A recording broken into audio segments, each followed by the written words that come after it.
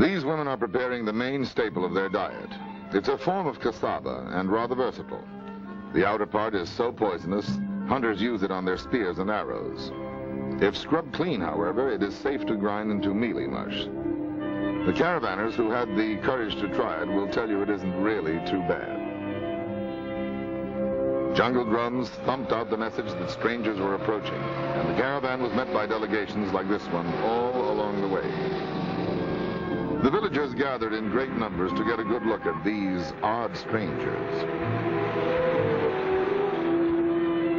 The Bantus turned out to be quite friendly and hospitable people, led by an English-speaking chief who wore a black turban adorned with white seashells. The caravanners were greeted with the word jumbo, a word like aloha that means hello, goodbye, good luck, or anything else you please.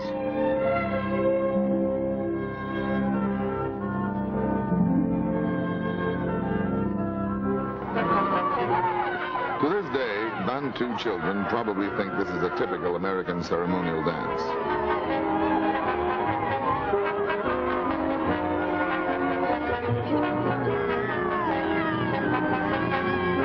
The caravanners did some trading, left a few small gifts, and departed amid shouts of Jumbo, Jumbo.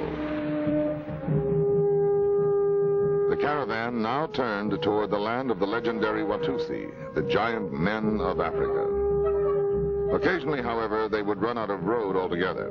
They made arrangements to cross the Luava River on a homemade barge that you simply wouldn't use unless you were desperate, and by this time they were.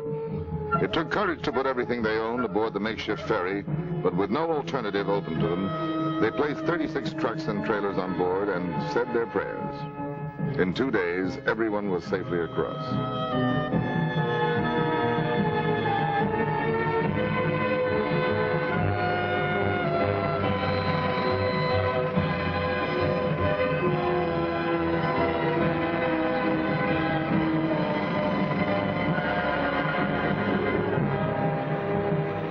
It seemed to take forever, but at long last the caravanners pulled in to make camp in the land of the Watusi. Almost at once, the Watusi began to perform one ceremonial dance after the other, each more fascinating than the last.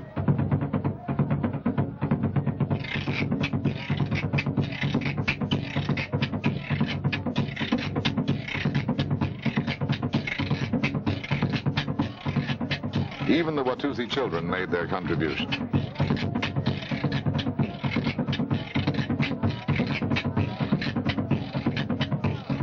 This old man is chasing away evil spirits. To the little children, he looks pretty evil himself.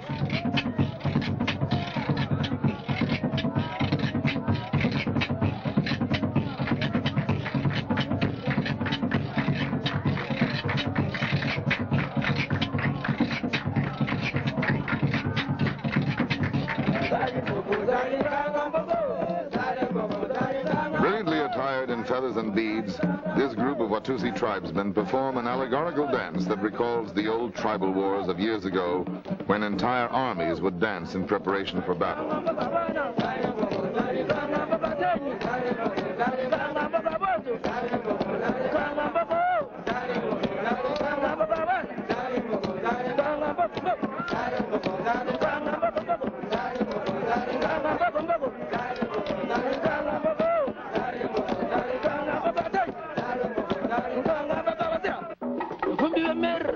Looking as menacingly as he knew how, the local witch doctor decided to drive out evil spirits.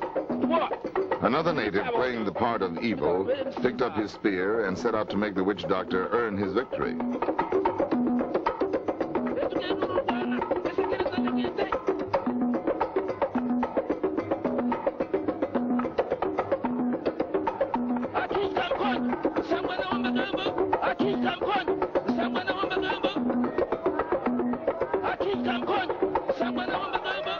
One cannot help but think of the Watusi as fearless warriors, invincible lion hunters who encounter all the savage animals, and yet look what happened when one of the caravanners approached them with his little poodle.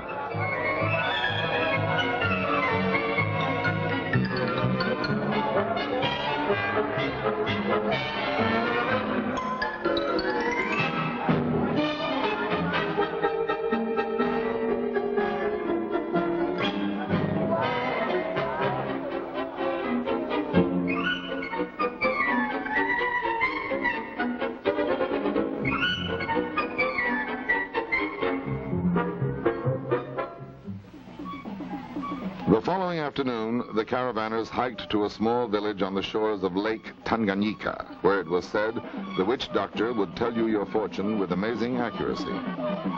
They arrived to the plaintive moans of an ancient horn, punctuated by the rhythmic chanting of the Rundi people who were in the midst of celebration.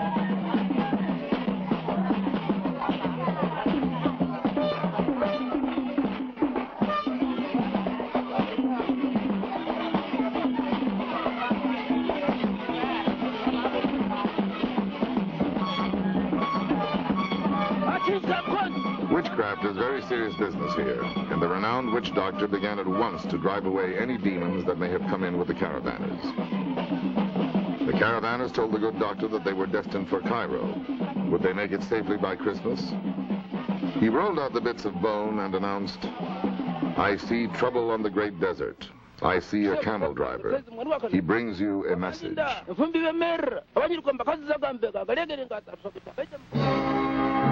A few miles outside the village, a tall warrior armed with a spear stepped into the road and stopped the entire caravan. As it turned out, he was a friendly fellow who spoke some English and, along with some sign language, gave the caravanners directions to the land of the Pygmies.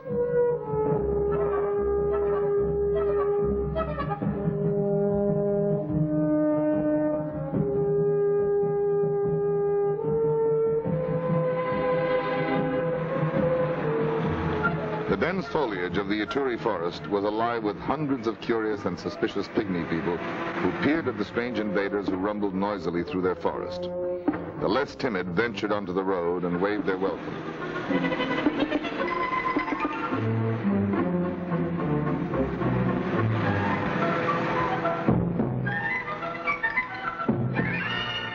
No sooner had the caravan come to a stop when they were surrounded by the little people who obviously don't get a lot of company. Apparently, none had ever seen a balloon before, and when the caravanners blew them up, the pygmies became as excited as children at a carnival. Heads up, fellows.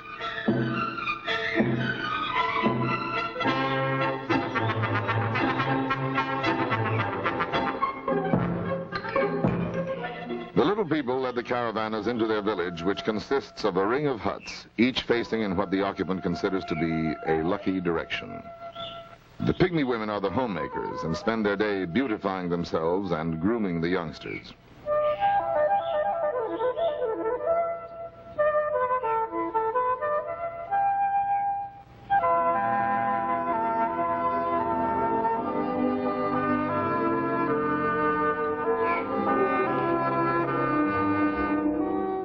Pygmy children are the same as children all over the world.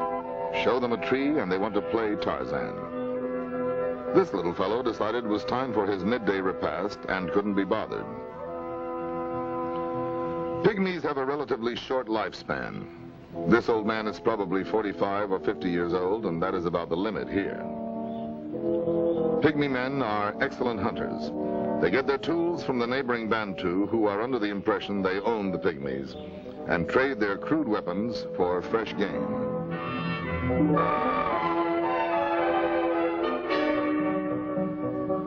The Pygmy's life is simple almost to the point of envy. What little clothing he needs is made without the aid of needle and thread. The bark from the fig tree is pounded until the pulp is as a piece of cloth. A common bush yields the red dye, and the little finger painting gives it the flair of an original.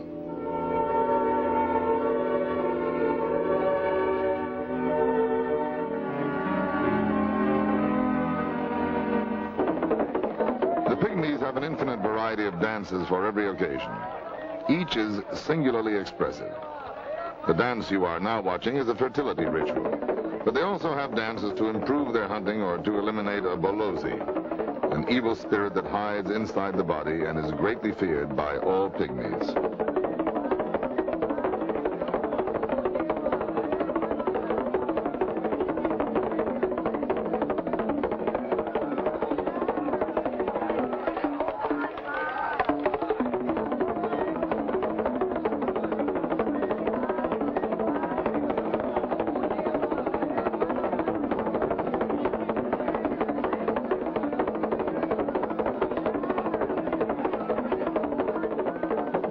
Here is one of the most fascinating examples of African mime ever filmed.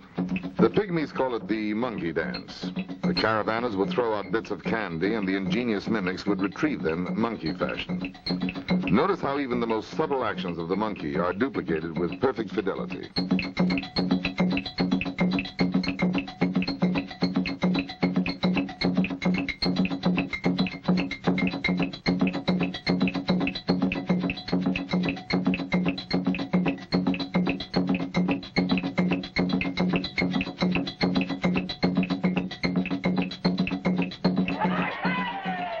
When it was time to leave, the pygmies gathered around the trailers and gave the caravanners a warm farewell.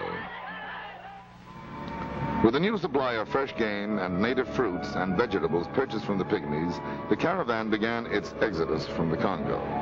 Over mountains, then down through narrow passes, they pushed their way through the heavy brush where wildlife thrives in happy abundance.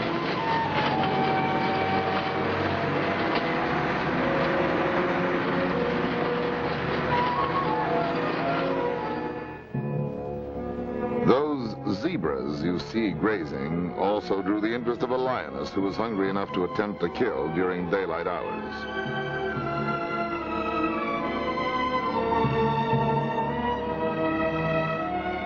Hidden in the deep grass, she makes a careful assessment before she moves in.